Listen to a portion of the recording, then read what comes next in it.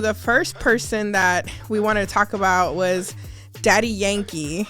You know, Daddy Yankee got saved and he gave his life to Christ. For everyone who's watching that doesn't know Daddy Yankee, like this gringo, I think I know. What's the most popular Daddy Yankee song? I'm trying to think. So Daddy Yankee is he's considered a legend. Okay, who is he? He's white, black, Latino. He's Latino. He's from Puerto Rico. What music does he sing? He's from Puerto Rico. He sings reggaeton music, and I'm just gonna tell you like this. I thought he was a rapper. No. He's reggaetonero. He's legit. So he's from the island. Daddy Yankee. I know there was a lot of people that you could consider the pioneers of reggaeton music in the U.S. But Daddy Yankee, I would say, because back in 2004, 2005, or a little bit later, he came out with a song named Gasolina. Everybody knows that song. Oh, that song. Yes. Everybody knows that song. Everybody's seen the video.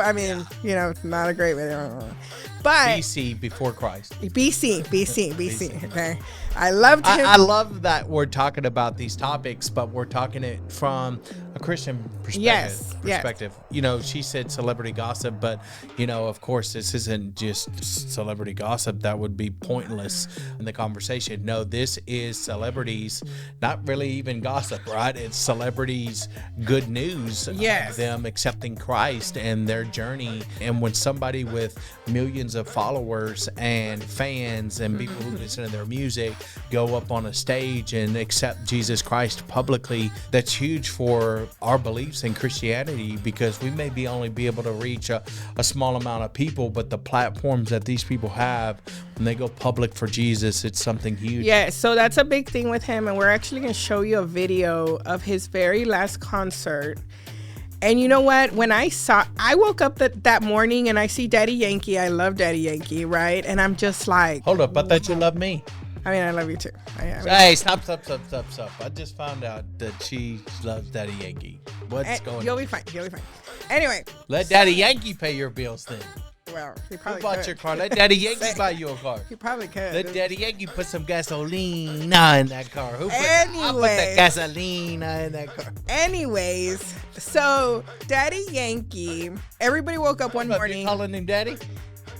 Oh my Yankee? God! Calling him Daddy Yankee? That's his name. Oh, okay, only you call me. Okay, so Daddy Yankee, everybody woke up one morning. He had done the very last concert, and he was basically, I'm retiring. But the biggest thing about his concert is that he's like, I've given my life to Christ, and he tells people, don't follow me, follow Christ. And he hoped that his fans and everything would see him as an example. So this was huge news. It was huge. Good Morning America, NBC, CNN. Yes. All over social media. It even took not just the Christian world, but the world. Yeah, the secular world. Because you're talking about Daddy Yankee. You know what I mean? Daddy Yankee. Like I said, there's other pioneers to reggaeton, but Daddy Yankee brought it to the U.S. And before we show this video a little bit, let's talk about Daddy Yankee. What did Daddy Yankee have? He probably had a lot of money, right? Oh, he money, has a lot houses. Of money. Oh yeah. Women. Anything he wanted. Well, something about Daddy Yankee that people don't know is that Daddy Yankee's been married for a very long time. I didn't know that actually, because his persona or his character is that he's a playboy. He sings this reggaeton music. He has the dancers, and these big, huge, explosive concerts. He actually uses fire in a lot of his concerts, which is kind of, that represents bad, right? So when I saw that Daddy Yankee was over here saying I'm renouncing everything, I'm giving all this up, and then he actually told people that he's going from being Daddy Yankee to his actual government name, Raymond Ayala. Oh, and he's not saying don't call me Daddy Yankee, but he's my name is Raymond Ayala. Like, that's God's name. Because that was a character that got formed that really celebrated a lifestyle that was and is, you know, against the Bible, against the Word of God. And of course, now he's a new creation. You know, that's what 2 Corinthians 5:17 says. The old's passed away, the new's here. So let's show him the video, and then we'll continue to talk about it. We'll be right back. Check this out. Mi gente, este día para mí es el más importante de mi vida. Y se los quiero compartir porque no es lo mismo vivir una vida de éxito que una vida con propósito. Por mucho tiempo yo intenté llenar un vacío en mi vida que nadie pudo llenar. Trataba de rellenar y buscar un sentido a mi vida. En ocasiones aparentaba estar bien feliz, pero faltaba algo para hacerme completo. Y les tengo que confesar que ya esos días terminaron.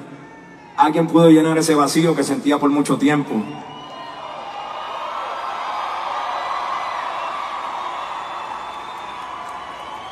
Me pude dar cuenta que para todos era alguien, pero yo no era nada sin él. Pude recorrer el mundo durante años, ganar muchos premios, aplausos y elogios, pero me di cuenta de algo que dice la Biblia. ¿De qué le vale al hombre ganar el mundo entero si pierde su alma? Por eso esta noche reconozco y no me avergüenzo en decirle al mundo entero que Jesús vive en mí.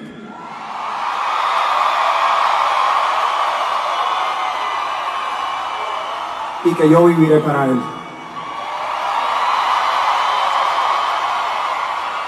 La Biblia dice, todo aquel que lo reconozca en público aquí en la tierra, también lo reconocerá delante de mi Padre. So, as you guys saw, Daddy Yankee basically said, like I said before, don't follow me, follow Christ. And he says he's the way, the truth, and the life. He said that, you know, he wants to use all his resources, everything for the kingdom is what he said. Can I say something about this is that he went public with his faith. He went public. It's like getting baptized, going public with your faith is that, you know, many celebrities, you talk about, you know, I guess maybe on their professional profile, it would say Christian, but it's like, when have we ever seen anything that points to this person being a Christian or a Jesus follower? Like, you know, it's not that Daddy Yankee, aka Raymond, rumor was that he was Christian, or that a close group of people knew, but he hadn't publicly said anything.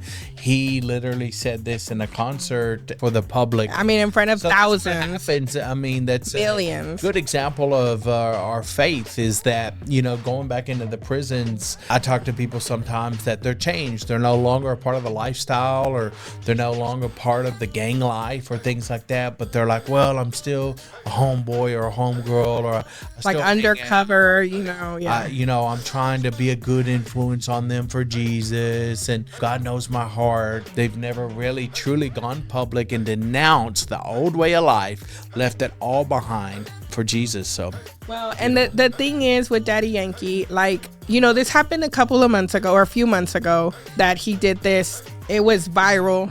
You know, every platform had it. What's viral mean? I always thought viral mean you got the flu or you're sick, or well, kind of. It's a form of viral. Yeah, kind of. You know, it spread. Right, so it's spread. It went video or news spread like crazy, like millions of people watched it in a short amount of time. Yes, which fun fact about Daddy Yankee is that he looks exactly like your brother-in-law, our brother-in-law. Oh yeah, Leo. He's also from Puerto Rico. We'll have him on the show one day. Y'all are gonna be like laughing. But anyways, so few things about Daddy Yankee that I was reading about him is that they had said like, well, his wife left him because he became a Christian and this and that, right? Well, I guess they separated for a little bit, and then now she came out with a statement and said, I fully support him 100%, like I'm with him type of thing. So, you know, there's a lot of people out there want to encourage that, you know, they're like, well, I became a Christian and my spouse is still not a Christian. Not talking to the singles, talking to people who are married. I mean, I hear that all the time. yes. Going back into prison. I mean, I know that a guy out there in Clemens on the trustee camp, Dennis, he was at my table for 4 days during Cairo. So shout out to you. But he had been incarcerated, 16 years. He said he accepted Christ, and he's so excited. And the blow from that was he got divorce papers from his wife. Wow. He was more into the biker world and things like that, and the old way of life. And she's like, man, I don't want anything to do with this. And so Dennis was sharing with me, and I've heard this from many people that are incarcerated. They're like, man, I'm so excited, give my life to Christ, and then bam, get divorce papers, or she left me, or quit talking to me. And I just told him, it's a part of the transformation process. It's like a birth. Birth is painful, but Jesus said, no man can get to heaven unless he's born again. We see this in John chapter 3, right before Jesus spoke the words of John 3:16, for God so loved the world, right? Not for God so judged the world, because there's many people who maybe checked out, like, oh, they're talking about celebrities, like a very judgmental. And it's like, no, God so loved the world that he gave his son. This is a good thing, right? But before that, he was having a conversation with Nicodemus, who was a religious man who came to Jesus by night. And he said, not unless a man or woman be born again. And Nicodemus said, what is that? A man can't go back into his mother's womb and be reborn. And he said, not unless a man is born again spiritually. Like, this is a spiritual thing. And so when you think about being born, and being a baby, there's birth pains, there's the pains of being a baby and trying to learn, relearn, or learn for the first time, like our son Jack's, like when he started walking and started being able to use his hands. And it's like that when you become a Christian, right? It's a whole new way of life. And so, that's just, sometimes it's part of the process. But what you see as like the devil attacking you, that the spouse left you for accepting Jesus, could be a setup by God removing that old person and say, you know what?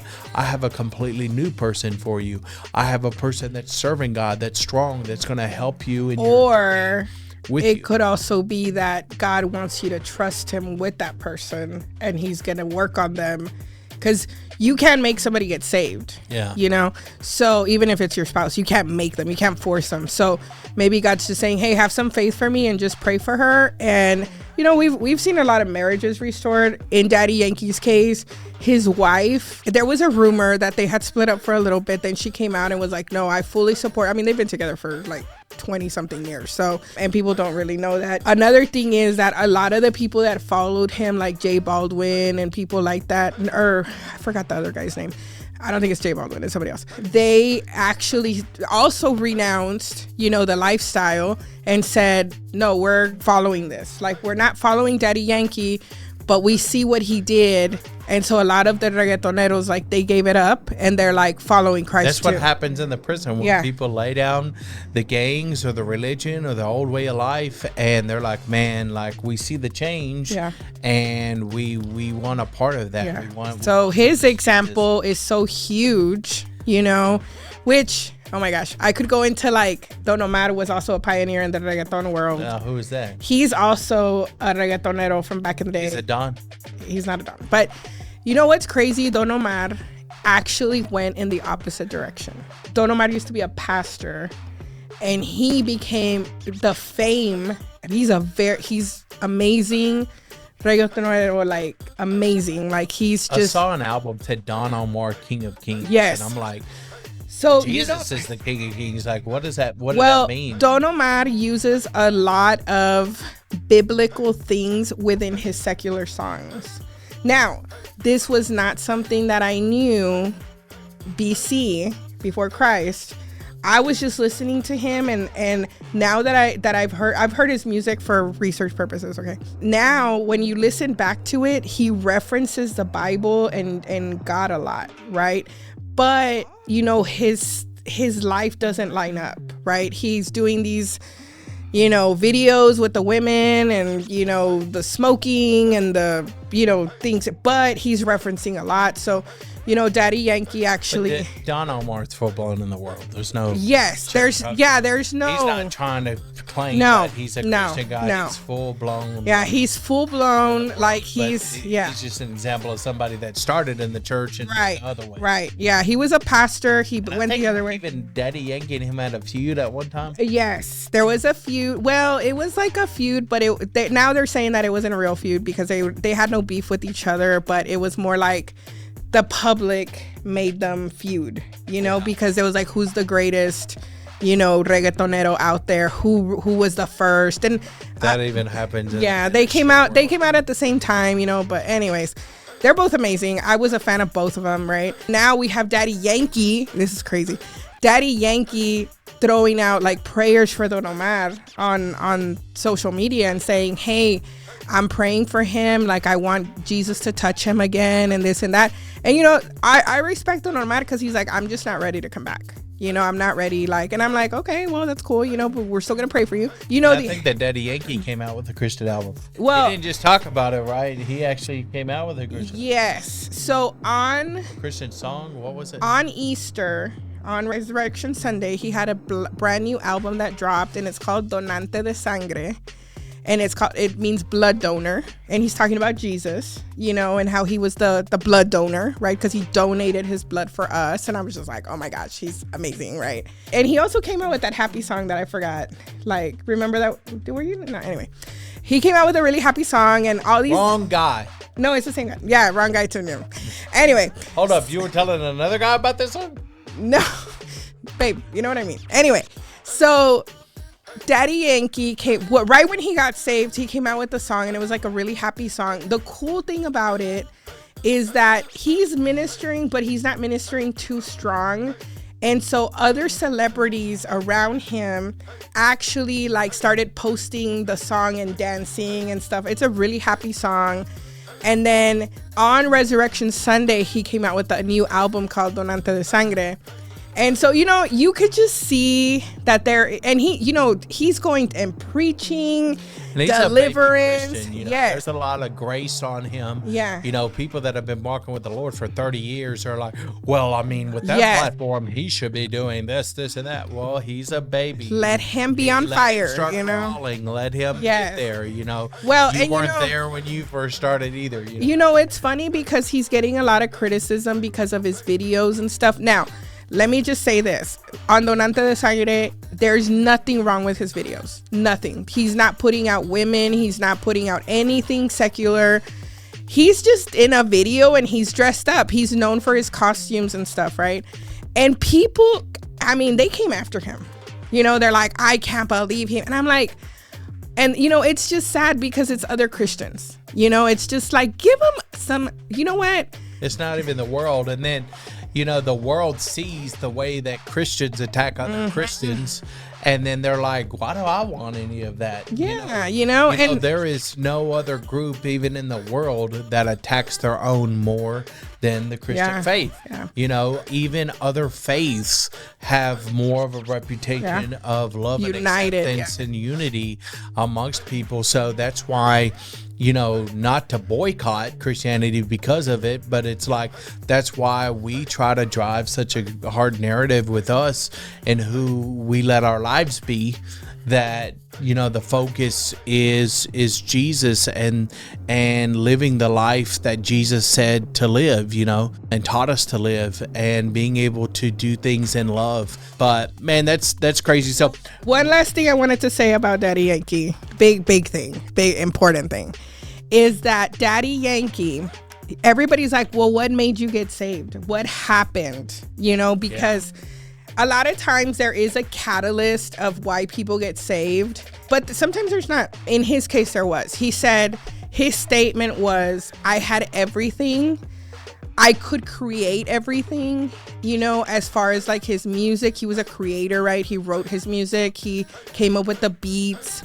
He's like, I could make money. He's like, I didn't really see a need for God, right?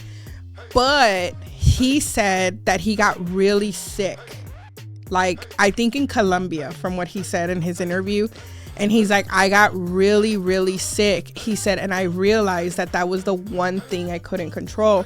And he actually said he almost died, you know? Wow. So something happened to him. He almost died or something from a virus or a sickness or something. And he said that he just sat there in that hospital room and that he realized, like, I'm not in control. Like, I've thought my whole life that I was in control, but I'm not in control. Like, only Jesus can heal me. And he said that he cried out to God, and he said, God, if you heal me, I will live for you. I will do everything. I will use everything that, you know, that I've done to serve you and to bring other people to you. And he said God healed him, and here he is. That's what, you know, God will use anything to get our attention. Yeah. Maybe he's using you being in prison to get your attention. Mm-hmm. Maybe you do have a sickness even within the prison as well. But man, the weapon form will not prosper. That's what the Bible tells us. So we can let those things that are bad or evil or meant to take us out bring us to God. And we realize when we have nothing, you know, we were created by God, who we need. We can't do everything on our own. And trying to do everything on our own will destroy us. And a lot of the celebrities and people in the mainstream media and the news, and they're coming to this same, you know, realization. Yeah. Like, okay, yeah, I mean, there's I can't do it on my own. There is a God who created me, loves me, died for me, and wants to help me. So that's a beautiful thing. Okay, so then the other person we want to talk about that, and this happened a few months ago, so maybe some of you guys heard about it already, maybe you haven't heard about it, is